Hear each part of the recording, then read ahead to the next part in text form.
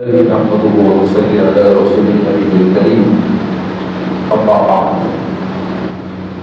فأعوذ بالله من الشيطان الرجيم بسم الله الرحمن الرحيم إن الله وملائكته يصلون على النبي يا أيها الذين آمنوا صلوا عليه وسلموا تسليما اللهم صل على سيدنا محمد وعلى آل سيدنا محمد وبارك وسلم صدق الله العظيم وصدق رسوله النبي الكريم ونحن على ذلك لمن الشاهدين والشاكرين والحمد لله رب العالمين. حضرات محترم،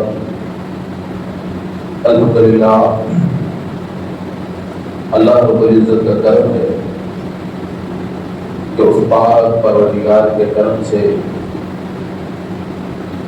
آج ہم یہاں اس کے گھر میں جمعہ جیسی عظیم عبادت کے لیے جمع ہیں،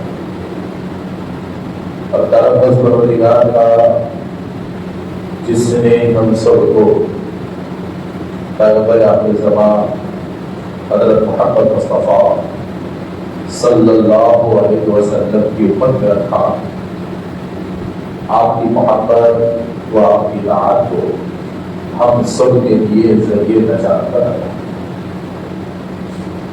ماہ رمضان المبارک کے 30ویں دہے کی شب کا آغاز آج ہوگا، اور دیکھتے ہی دیکھتے رمضان المبارک کے 20 دن گزر گئے،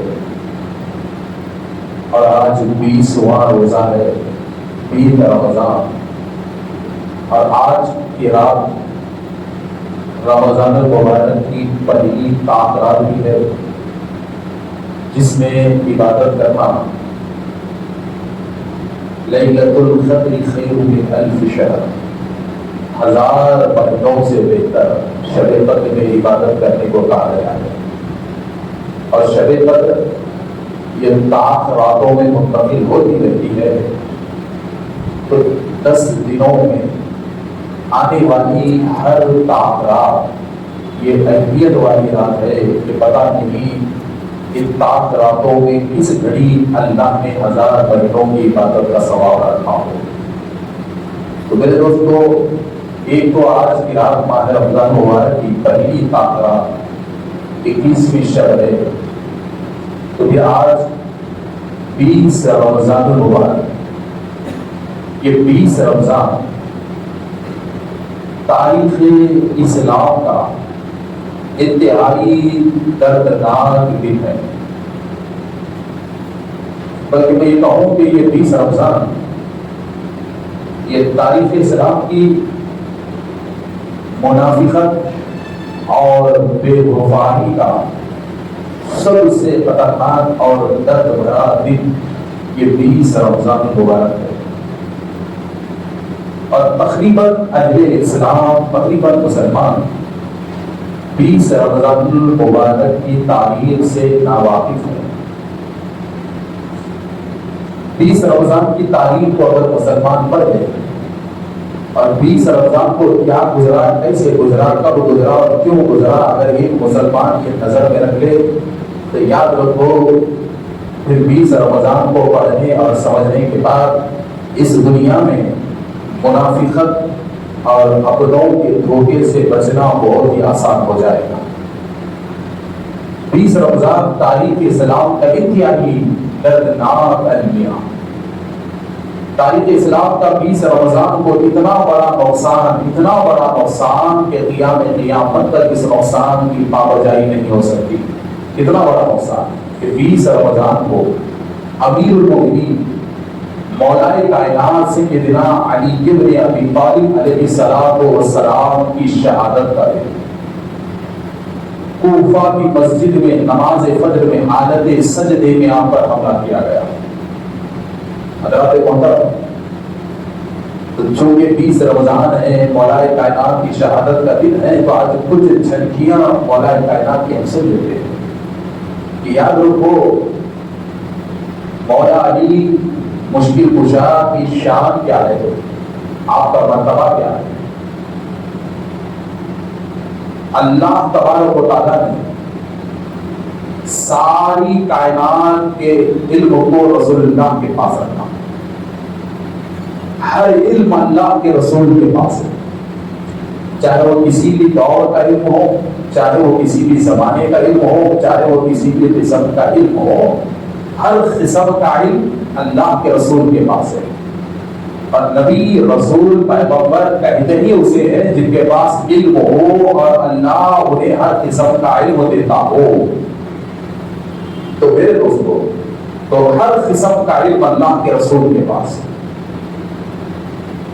اور ایک وقت تو ایسا آیا، حدیث موجود ہے کہ رسول اکرم صلی اللہ علیہ وسلم منبر پہ جو ٹھہر گئے تو سورج غروب ہونے کا وقت آیا، اس وقت سے لے کے قیامت تک کے سارے حالات کو رسول اکرم صلی اللہ علیہ وسلم نے صحابہ کے سامنے بیان کیا۔ تو علم رسول کی کوئی انتہا نہیں، اور رسول اکرم صلی اللہ علیہ وسلم کے علم کو کتنا ہے کوئی بتا نہیں سکتا، کوئی حد بتا نہیں سکتا، اس لیے کہ اللہ دینے والا ہے، مصطفیٰ دینے والا ہے۔ اور رسول اللہ کہتے ہیں انما انا قاسم، میں بانٹنے والا ہوں اور اللہ مجھے دینے والا ہے۔ تو علم رسول کو کوئی سمجھ ہی نہیں سکتا۔ تو ذات علی دیکھیے کہ رسول اکرم صلی اللہ علیہ وسلم فرماتے ہیں کہ میں علم کا شہر ہوں۔ کیا کہا رسول اللہ نے؟ کہ میں علم کا شہر ہوں اور علی اس کا دروازہ ہے۔ کتنا قریبی تعلق اور کتنی گہری نسبت مولا علی سے رسول اکرم صلی اللہ علیہ وسلم کو دیکھیے، کہتے ہیں کہ میں شہر علم ہوں اور علی اس کا دروازہ ہے۔ اور یہ علم کے دروازے کا کمال کیا ہے، یہ علم کے دروازے کی عظمت کیا ہے، یہ علم کے دروازے کی نظر کیا ہے۔ تو مولا علی مشکل کشا کہتے ہیں کہ اللہ تبارک و تعالیٰ نے سارے قرآن کے علم کو سورہ فاتحہ میں رکھا۔ سارا قرآن کا، مولا علی کہتے ہیں سارے قرآن کے علم کو سورہ فاتحہ میں رکھا، اور سارے سورہ فاتحہ کے علم کو اس کی بسم اللہ میں رکھا، اور سارے بسم اللہ کے علم کو اس کی پہلی با میں رکھا، اور سارے با کے علم کو اس کے نیچے کے نقطے میں رکھا۔ اور مولا علی کہتے ہیں وہ نقطہ میں ہوں، میں بسم اللہ کے با کا نقطہ ہوں جس میں پورا قرآن کا علم اللہ نے سما دیا ہے۔ تو ایسی شان مولا کائنات، کتنی بڑی شان۔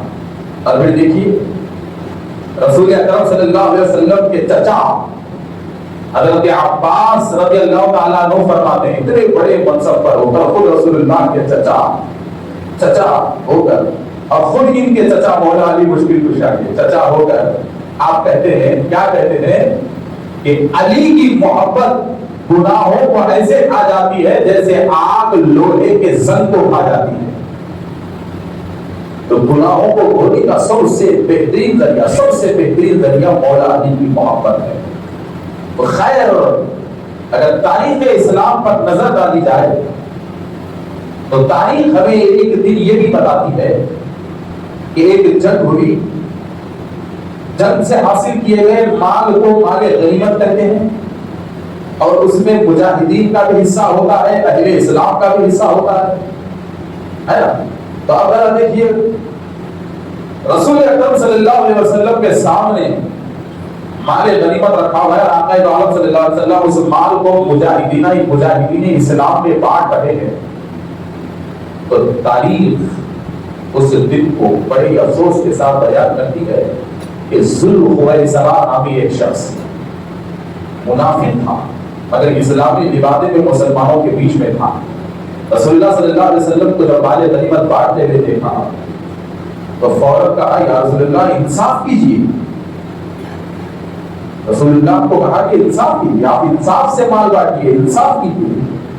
تو جب رسول اللہ نے یہ جملہ، یہ گستاخی زبان سے سنی تو رسول اللہ کو بہت تکلیف ہوئی، اور صحابہ نے عرض کیا یا رسول اللہ اجازت دیجیے اس گستاخ کی گردن کو اڑا دیا جائے۔ تو رسول اللہ نے کہا کہ نہیں، ٹھہرو، یہ اپنے آپ سے نہیں بول رہا ہے، ٹھہرو۔ میرے نبی نے اس سے کہا کہ اس پوری کائنات میں میں انصاف نہیں کروں گا تو اور کون کرے گا، اور تم مجھے کہہ رہا ہے کہ میں انصاف کروں؟ تو میرے نبی نے صحابہ سے کہا کہ اسے مت مارو، اس کی جان مت لو، بلکہ رسول اللہ کہہ رہے ہیں کہ سنو، میں اس کے تعلق سے ایک بات کہتا ہوں کہ ایک دور آئے گا، اس سے ایک ایسی جماعت نکلے گی، اس سے ایک ایسا گروہ نکلے گا، اس سے ایک ایسا فرقہ نکلے گا کہ نمازوں اور عبادتوں میں وہ تم سے آگے ہوں گے، نمازوں اور روزوں میں وہ تم سے آگے ہوں گے، ان کے چہرے بڑے نورانی ہوں گے، ان کے چہرے بڑے حسین و جمیل ہوں گے، نماز اور روزے میں وہ سب سے آگے ہوں گے۔ رسول اللہ صحابہ سے کہتے ہیں کہ تم سے آگے وہ نماز اور روزوں میں رہیں گے، اور تمہارے نماز اور روزے ان کی عبادت کے سامنے پھیکے پڑ جائیں گے، یا ایسی عبادت کریں گے۔ مگر میرے نبی کہتے ہیں کہ ان کی اندر کی حالت ایسی رہے گی کہ وہ زبان سے تو قرآن پڑھیں گے، مگر قرآن ان کے حلق سے نہیں اترے گا، قرآن ان کے حلق سے نہیں اترے گا، اور گمراہی ان کا مقدر ہوگی، اور وہ دنیا کی بہترین جماعت سے یہ جنگ لڑیں گے، دنیا کی بہترین جماعت سے جو حق پہ قائم رہے گی، یہ ان سے جنگ لڑیں گے۔ اور میرے نبی نے کہا کہ اس جنگ میں ان کا جو سردار رہے گا اس کا چہرہ کالا رہے گا، اور رسول اللہ نے نشانی بتائی کہ اس کی علامت یہ ہوگی کہ وہ بڑا قوی ہیکل رہے گا، مگر اس کے سینے کا ایک حصہ عورت کے سینے کے جیسا ہوگا، اور اس کے اوپر سور کے دم پہ جیسے بال ہوتے ہیں ویسے بال رہیں گے، ویسے بال رہیں گے، اور اسلام میں یہ تفرقہ ڈالے گا، اور ایک نئی جماعت کو تیار کرے گا، نئے فرقے کو تیار کرے گا، اور دنیا کی بہترین اور حق پہ رہنے والی جماعت سے یہ مقابلہ کرے گا۔ تو حضرات محترم، تو ذرا دیکھیے کہ یہی ارشاد مولا علی مشکل کشا کی شہادت کی کڑی بن جاتی ہے، یہی ارشاد۔ تب ذرا دیکھیے زمانہ گزرتا گیا، خلافت کا دور شروع ہوا، مولا علی مشکل کشا علیہ السلام منصب خلافت پر بیٹھ گئے، تو مختصر کہوں گا کہ خارجیوں کے فتنے نے سر کو اٹھایا۔ بڑا ہی مشہور تاریخ ہے مولا علی مشکل کشا کے دور میں خارجی فتنہ، اور وہ خارجی فتنہ خود اپنی اختیاری حکومت کو بنا بیٹھا تھا، خلافت کا انکار کر بیٹھا تھا، کئی معاملات اور کئی مسائل تھے، مگر ان پہ ہاتھ ڈالنے کے لیے، انہیں برا بھلا کہنے سے لوگ آگے پیچھے ہوتے تھے۔ کیوں معلوم؟ ان کے چہرے بڑے نورانی تھے، داڑیاں بڑی اچھی تھی، زلفیں تھی لمبی لمبی، وہ نمازیں پڑھتے تھے۔ رسول اللہ نے کہا کہ وہ ایسی نمازیں پڑھیں گے، وہ ایسے روزے پڑھیں گے کہ تمہاری نماز تمہارے روزے پھیکے پڑ جائیں گے، پھیکے پڑ جائیں گے تمہارے نماز اور روزے، اور وہ قرآن پڑھیں گے مگر قرآن ان کے حلق سے نیچے نہیں اترے گا۔ تب یہاں ایک بات میں کہوں گا کہ قرآن ان کے حلق سے نیچے کیوں نہیں اترے گا، اس کی وجہ کیا ہے؟ تو یہاں تاریخ اٹھا کر دیکھو کہ تاریخ بتاتی ہے کہ یہ گمراہ کیوں ہوئے، گمراہی کا مقدر کیوں بنا۔ اللہ نے ان کے چہرے پہ نور بھی دیا، نمازی بھی تھے، روزے دار بھی تھے، قاری قرآن بھی تھے، یہ قرآن پڑھتے تو لوگوں پہ رفت طاری ہوتی، لوگ خوف خدا سے روتے تھے، ایسے بہترین یہ قاری قرآن تھے، مگر نبی نے کہا کہ یہ بے عمل ہو گے، یہ گمراہ ہو گے، گمراہی کا مقدر ہوگی، اور قرآن ان کے حلق سے نہیں اترے گا۔ اتنے بڑے نمازی، اتنے بڑے قاری قرآن، اتنے نورانی چہرہ رکھنے والے، اتنے بڑے عمل والے لوگوں کے حلق سے آخر قرآن کیوں نہیں اترا؟ اس کی وجہ کیا ہے؟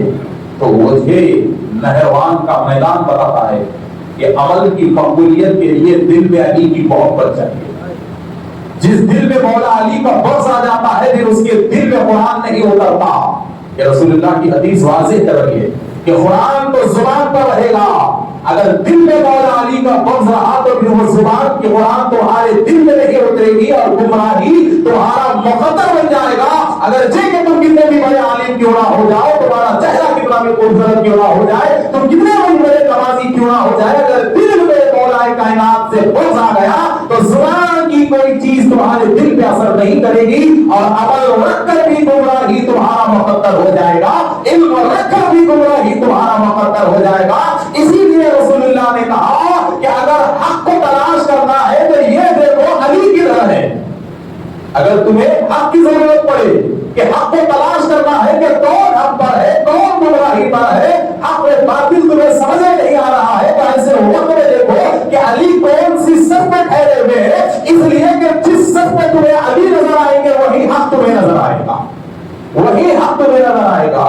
کہ رسول اللہ نے کہا کہ دیکھو قرآن اور علی کا رشتہ یہ ٹوٹنے والا نہیں ہے، قرآن کا اور علی کا رشتہ یہ ٹوٹنے والا نہیں ہے، بلکہ رسول اللہ نے کہا کہ علی قرآن کے ساتھ ہے، قرآن علی کے ساتھ ہے، اور محشر میں یہ دونوں ایک ساتھ رہیں گے، محشر میں یہ دونوں ایک ساتھ رہیں گے۔ تو کتنے قرآن ہم رمضان میں پڑھ رہے ہیں، یاد رکھو اگر اہل بیت کی محبت دل میں نہیں تو زبان کا اثر دل میں نہیں، زبان کا اثر دل میں نہیں، باوجود علم رکھنے کے، عمل رکھنے کے، حج رکھنے کے، چہرہ رکھنے کے، حسب نسب رکھنے کے، اگر محبت علی دل میں نہیں تو پھر گمراہی مقدر ہے، گمراہی مقدر ہے، یہ نہروان کی جنگ بتاتی ہے۔ تو میرے دوستوں بڑا دیکھیے، ایک وقت ایسا آیا کہ خارجیوں کے فتنے نے جنم لیا، اور وہ لوگ کیسے تھے؟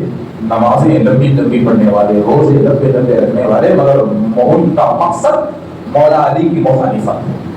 تو بحیثیت خلیفہ مولا علی مشکل کشا نے ان کے معاملات میں بہت صبر کیا، بہت صبر کیا، بہت صبر کیا، اور آدھی سلطنت کنفیوز تھی کہ حق کون ہے، علی ہے کہ یہ ہے، جبکہ رسول اللہ نے واضح کہہ دیا تھا کہ علی جنہیں ادھر حق پر ہے، مگر ان کے چہروں میں اتنی خوبصورتی تھی، ان کا عمل اتنا لمبا تھا کہ تابعی، ایسے تابعی جنہوں نے بڑے بڑے صحابہ کی شاگردی کو استعمال کیا ہوا، ایسے لوگ بھی حیران ہو گئے تھے کہ آخر ایسے لوگ گمراہ کیسے ہو سکتے ہیں۔ اور اس وقت کچھ لوگوں نے مولا علی کو غلط بھی کہہ دیا کہ آپ بزرگوں کے خلاف تلوار اٹھا رہے ہیں، اللہ والوں کے خلاف آپ تلوار اٹھا رہے ہیں، ایسا بھی کہہ دیا، مگر میدان جنگ میں حقیقت سامنے آئی۔ تو دیکھو ہوا کیا، مخالفت جب حد سے زیادہ بڑھی، مولا کائنات نے صبر کیا، صبر کیا، ان کو سمجھاتے رہے، سمجھاتے رہے، اور ادھر بیچ کے لوگ کنفیوز ہوتے رہے کہ بھئی اتنے بڑے عبادت گزار لوگ اور علی ان کے خلاف جنگ لڑیں گے، اللہ اکبر، یہ تو اولیاء ہے اور اولیاء کے خلاف جنگ لڑیں گے۔ تو مولا علی کا مقصد ان سے جنگ تھا ہی نہیں، ان کو ہدایت کی تبلیغ کرنا تھا، مگر جنگ میں ہی آمادہ ہوئے۔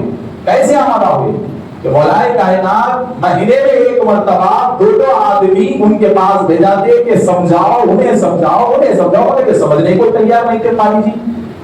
تو ایک دن کیا ہوا کہ انہوں نے کوفہ پہ حملہ کرنے کا پروگرام بنایا، اور کوفہ اس وقت مولا کائنات کا کیپٹن تھا، آپ کی کیپٹن سٹی تھی، وہیں سے آپ حکومت کو سنبھالتے تھے۔ تو کوفہ پہ حملہ کرنے کا پروگرام بنایا، اور کیسے وقت پہ پروگرام بنایا کہ مضبوط نقشہ کھینچا گیا کہ جس وقت مولا علی دوسری جنگ میں مصروف رہیں گے اس وقت ہم کوفہ پہ حملہ کریں گے۔ دیکھو اسے کہتے ہیں منافقت، کہ جنگ کو آ رہے ہیں مگر پیٹ پیچھے سے، کہ جس وقت علی دوسری جنگ میں مصروف رہیں گے ہم کوفہ پہ حملہ کریں گے۔ تو جب یہ ساری کارستانیاں مولا علی کو معلوم ہو گئی، اور حضرت علی کے کوفہ چھوڑنے کا وقت بھی آیا، تاریخ بتاتی ہے، تو وہ لوگ فوج کو لے کے نکل گئے، اور ادھر حضرت علی کو اطلاع ملی کہ خارجی کوفہ پہ حملہ کرنے آ رہے ہیں۔ تو مولا کائنات ان کو روکنے کو گئے، ان کو روکنے کے لیے گئے۔ تو اب دیکھیے میں یہاں ایک چیز آپ کو بتاتا ہوں کہ مولا علی مشکل کشا کے لشکر میں مولا علی کے خاص ساتھی خود مولا علی پہ شک کرنے لگے ان کے چہروں کو دیکھ کے، چونکہ سب متاثر تھے ان کی عبادت سے، سب متاثر تھے ان کے چہروں سے، کہ مولا علی کو دیکھ کے شک کرنے لگے۔ بلکہ خود عبداللہ ابن جندب کا بھی یہی حال تھا کہ کوفہ سے نہروان تک مولا علی کے تعلق سے ان پہ شک تھا کہ علی یہ کیا کر رہے ہیں، خالی قرآن، نماز، روزہ، بڑے بڑے نمازیں پڑھنے والے، اللہ کا خوف دل میں رکھنے والی جماعت پہ علی تلوار اٹھا رہے ہیں، آپ یہ کیا کر رہے ہیں؟ اگر میرے دوستو ذرا دیکھو، میرے نبی نے کہا کہ علی جدھر ہے حق ادھر ہے، اور نہروان کے میدان سے پہلے ہی مولا علی مشکل کشا کے لشکر پہ حق واضح ہو گیا۔ اور کیسے واضح ہو گیا ذرا دیکھیے، مولا علی راستے سے جا رہے ہیں، ایک عبادت خانہ آیا، وہاں ایک بڑا نجومی بیٹھا ہوا تھا، اور اس دور میں علم نجوم ستاروں کے علم کو جاننے والے بہت ماہر لوگ تھے. وہ اپنے عبادت خانے سے باہر نکلا, لشکر کو روکا اور حضرت علی سے کہا, مولا علی سے کہا کہ علی رک جائیے, میدان جنگ مت جائیے, کچھ دیر اس میدان میں ٹھہریے. تو مولا علی نے پوچھا وہ کیوں؟ تو کہا کہ فی الوقت تمہارے لشکر کا ستارہ گردش میں, آپ کا ستارہ آپ کے فیور میں نہیں ہے. اگر آپ میدان جنگ میں یہ ٹائم جائیں گے تو آپ جنگ ہار جائیں گے. ارے پاک العلم ہے, علم کے دروازے کو ستاروں کی تعلیم سکھا رہا ہے. مولا کائنات سوال اسی ہو گئے, کہا کہ اچھا تو آپ علم نجوم کو جانتے ہیں, نجومی ہیں, ستاروں کی تعلیم کو جانتے ہیں؟ کہا ہاں ہاں, وہی جان کے کہہ رہا ہوں کہ تمہارا ستارہ خطرے میں ہے, مت جائیے. تو مولا کائنات نے کہا کہ اچھا یہ بتاؤ, ایک ستارے کا نام لیا, بولا کہ اس وقت اس ستارے کی گردش کیسی ہے؟ تو وہ بیچارہ سر کھجایا اور کہا کہ علی اس نام کا بھی ستارہ ہوتا ہے؟ تو میں پہلی بار سن رہا ہوں. تو کہا بے شک ہوتا ہے, تمہیں نہیں معلوم؟ تم تو کہہ رہے تھے کہ تم نجومی ہو اور مجھے کہتے ہو کہ میرا ستارہ گردش میں ہے. میرا ستارہ گردش میں. کہا کہ میں اس ستارے کو نہیں جانتا. کہا کہ اس نام کا ستارہ کے آسمان میں موجود ہے. تو پوچھا اچھا یہ بتاؤ زمین کی کیفیت سے تم واقف ہو؟ کہا بے شک زمین کی کیفیت سے بھی میں واقف ہوں. تو مولا کائنات نے کہا یہ بتاؤ تمہارے پیر کے نیچے کیا ہے؟ تمہارے پیر کے نیچے کیا ہے؟ تو کہا کچھ بھی نہیں ہے, مٹی ہے. تو کہا غلط, تیرے پیر کے نیچے گڑا کھدا, تیرے پیر کے نیچے کیا ہے میں بتاتا ہوں, سن ہٹ جا, کسی سے مٹی ہٹا لے, کھدوا لے, وہاں میں تجھے ایک تھال ملے گا اور اس تھال میں سونے کی اشرفیاں رہیں گی. اس تھال میں سونے کی اشرفیاں رہیں گی. بڑا حیران ہوا, بڑا حیران ہوا. اور وہ لشکر جو آگے پیچھے ہو رہا تھا میدان جنگ میں ان لوگوں پہ حملہ کرنے کے لیے, وہ بڑے غور سے مولا علی کی باتیں سننے لگے اور کہنے لگے کہ قسم خدا کی اگر آج زمین کے اندر سے سونے کی اشرفیاں نکل گئی تو علی حق پر ہے, اور نہروان میں جو ٹھہرے ہوئے ہیں وہ گمراہ ہے, وہ باغی ہے, یہی علی کا حق سمجھ میں آ جائے گا. تو فوراً گڑا کھولا گیا, سونے کی اشرفیاں نکل گئی. نجومی حیران ہوا, کہا کہ علی آپ کیسے جانتے ہیں کہ اس میں اشرفیاں تھی؟ تو مولا کائنات نے کہا میں نہیں جانتا, بلکہ ایک زمانہ پہلے مجھے میرے نبی نے بتا دیا تھا کہ تو بھی مجھے ملے گا, اشرفیاں بھی ملے گی, اور جنگ میں کیا ہوگا وہ بھی مجھے میرے نبی نے بتا دیا تھا. تو پوچھا علی بتاؤ جنگ میں کیا ہوگا؟ تو مولا علی کہتے ہیں کہ میرے لشکر میں صرف 10 شہید ہوں گے اور خارجیوں میں سے ایک بھی نہیں بچے گا, ایک بھی نہیں بچے گا. انجام میں جانتا ہوں اور تو مجھے کہتا ہے کہ میرا ستارہ گردش میں. تو حضرات محترم ذرا دیکھیے, بہرحال وہ مسلمان ہو گیا. اب تھوڑا آگے چلتے ہیں, ٹائم ہو رہا, لشکر آگے نکلا. تو عموماً رات ہوتی ہے تو پڑاؤ ڈالنا ہی پڑتا ہے. تو نہروان کے میدان سے پہلے مولا علی نے پڑاؤ ڈالا. تب یہاں پہ آئیے, حضور سیدی محدث رکن سید عبداللہ شاہ صاحب رحمۃ اللہ علیہ اب یہاں پر بڑی واضح بات سمجھاتے ہیں کہ مولا کائنات مشکل کشا شیر خدا حیدر کرار کو عبداللہ ابن جندل بڑی شک کی نگاہ سے دیکھ رہے تھے کہ علی حق پر ہے یا نہیں. تو اسی وقت ایک مخبر آیا اور مخبر آ کے مولا کائنات سے کہا کہ حضور غضب ہو گیا, خارجی نہروان کو پار کر کے قریب آ رہے ہیں. تو مولا علی نے کہا جھوٹا ہے, ایسا ہو ہی نہیں سکتا, تیری خبر غلط ہے. اتنے دوسرا آیا, کہا کہ حضور اس کی خبر صحیح ہے, نہروان کا میدان پار کر کے خارجی نکل چکے ہیں. تو مولا کائنات نے کہا ہرگز ہرگز ہو ہی نہیں سکتا, رسول اللہ کی زبان غلط ہو ہی نہیں سکتی, اس لیے کہ میرے نبی نے کہا کہ ان کا قبرستان نہروان کا میدان ہوگا. بھلا وہ اپنی خبروں کو چھوڑ کے پار کیسے آ سکتے ہیں, اپنی خبروں کو چھوڑ کے پار کیسے آ سکتے ہیں؟ تو یہاں مودی سے دکن کہتے ہیں, لکھتے ہیں کہ عبداللہ ابن جندل نے یہی ارادہ کیا کہ قسم خدا کی اگر علی کا یہ جملہ غلط نکلا اور خارجی نہروان پار کر کے آ گئے تو سب سے پہلے علی سے میں ہی جنگ لڑوں گا, اس لیے کہ علی حق پہ نہیں رہیں گے. اور اگر خارجی نہروان ہی میں رہے تو سب سے پہلے علی کے ساتھ تلوار میں اٹھاؤں گا. یہ سوچے صبح ہوئی, نہروان کے میدان میں گئے تو وہاں جو فوج, چونکہ ان کا کوئی قصور تھا ہی نہیں, ان کے چہرے ایسے تھے, بزرگ چہرے تھے بیچاروں کے, بزرگ چہرے تھے.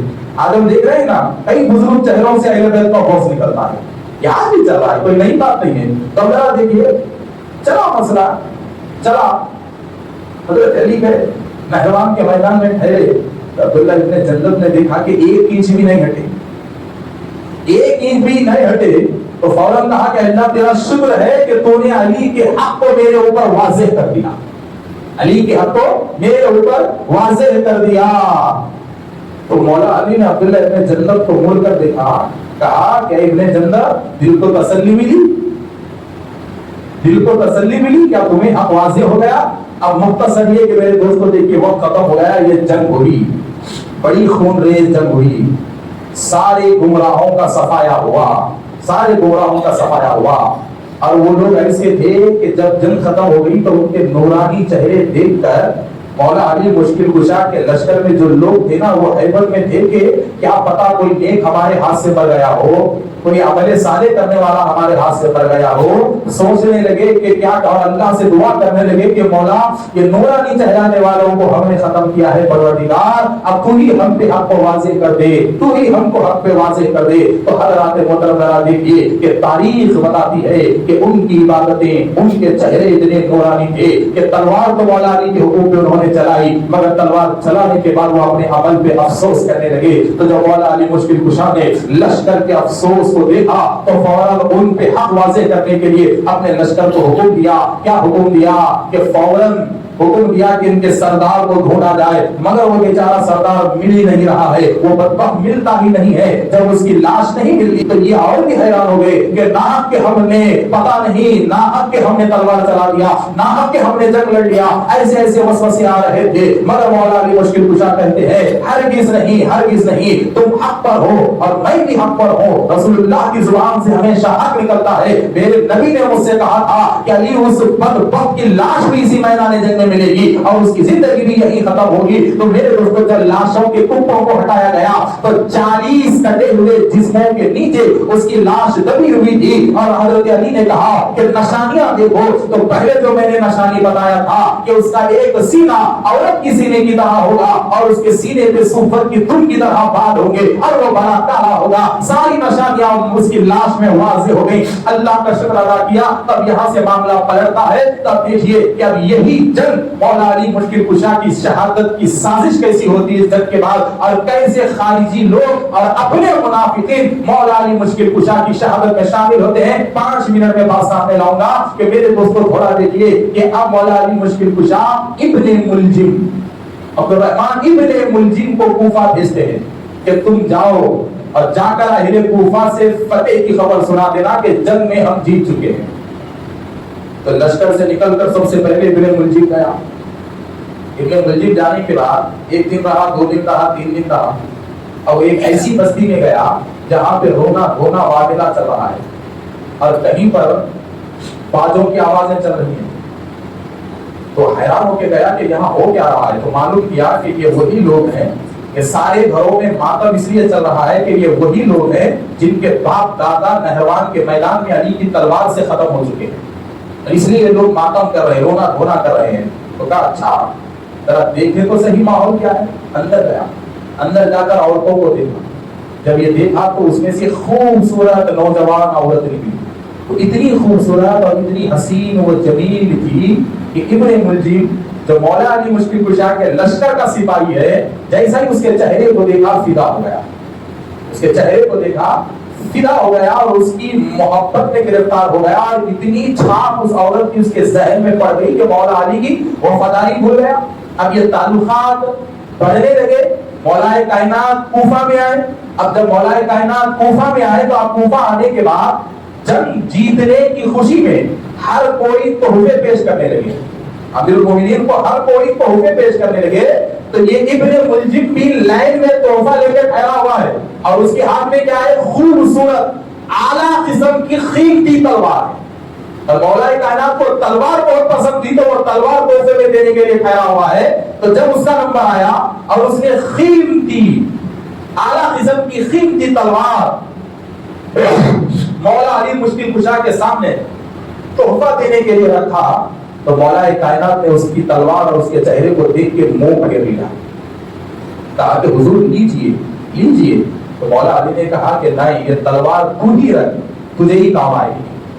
اس تلوار کو قبول نہیں کیا۔ تو ساری مسجد حیران کہ مولا کائنات نے ابن ملجم کی تلوار کو قبول کیوں نہیں کیا، اس کے چہرے کو کیوں نہیں دیکھا؟ تو چہرہ نہ دیکھنا، تلوار قبول نہ کرنا. اب اس رات میں بات سامنے آتی ہے کہ اس عورت کی عشق میں وہ گرفتار ہو گیا جن کے باپ دادا بلکہ اس کے گھر کے 12 آدمی نہروان میں مر چکے تھے. وہ ایسی بچی تھی کہ 12 آدمی نہروان کی جنگ میں وہ مر چکے تھے. تو بتاؤ اس عورت کے دل میں مولا علی کے دشمن کا لاوا کتنا پگھل رہا تھا ہوگا.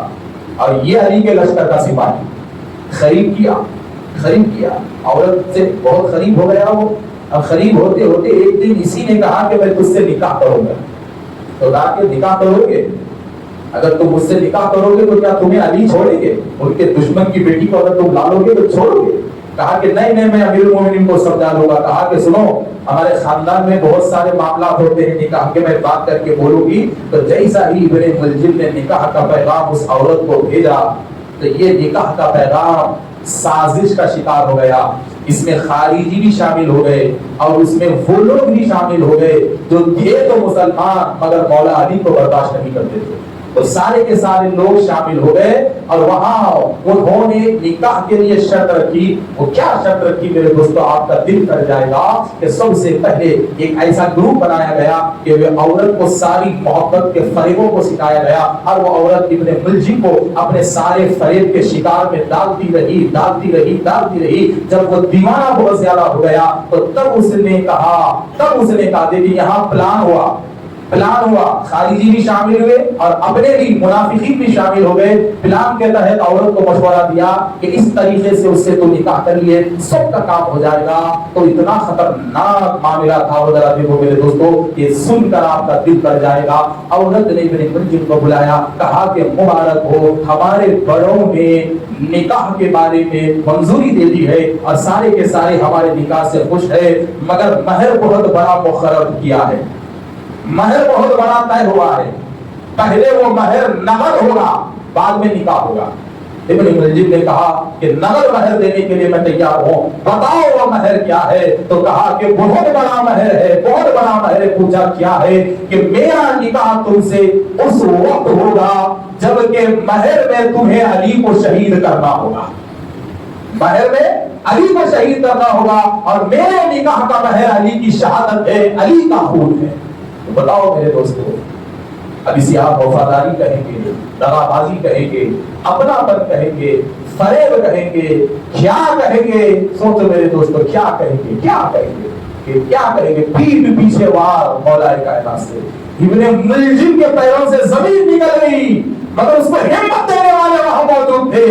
اسے ہمت دیا اور کہا کہ ابن ملجم تو اکیلا علی کو شہید نہیں کرے گا، تیرے ساتھ اور 2 آدمی دیں گے. میرے دوستو آج ضرورت ہے کہ حقیقتوں کے پردوں کو اٹھا دیا جائے. کہا کہ اور 2 آدمی دیں گے. 2 آدمیوں کو دیا گیا.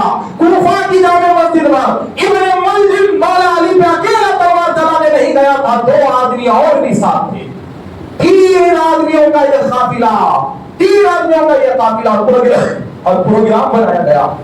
کیا کہ میدان جنگ میں علی کو نہیں مار سکتے، گھر میں نہیں مار سکتے، بازار میں نہیں مار سکتے، تو کہاں مار سکتے؟ کہا کہ فجر کی نماز کا ٹائم ہوتا ہے اور علی اکیلے ہوتے ہیں، نہ کوئی فوج ہوتی ہے، نہ کوئی محافظی دستہ ہوتا ہے. تو حضرات محترم بات ختم کرتے ہیں، انشاءاللہ پھر کبھی مقابلہ تو اس کو آگے لے کے چلتے ہیں. تو میرے دوستو دیکھیے کہ اس زمانے میں انٹیلیجنس جاسوسی سسٹم بھی تھا. تو مولا کائنات کے جاسوس آ کے خبر دے چکے تھے کہ حضور آپ کی جان کو خطرہ ہے، آپ حفاظتی دستوں کو بڑھائیے، آپ اپنی حفاظت کے لیے فوج کو بڑھائیے، آپ گارڈز کو رکھیے. تو مولا علی نے ان سے کہا کہ بابا اللہ نے 2 فرشتوں کو حفاظت کے لیے مقرر کیا ہے اور وہ فرشتوں کا اختیار یہ ہے کہ وہ موت کو روک نہیں سکتے. جب موت آتی ہے تو وہ فرشتے بھی ہٹ جاتے ہیں. تو جس موت کو فرشتے روک نہیں سکتے اس موت کو میری فوج کیسے روک سکتی ہے؟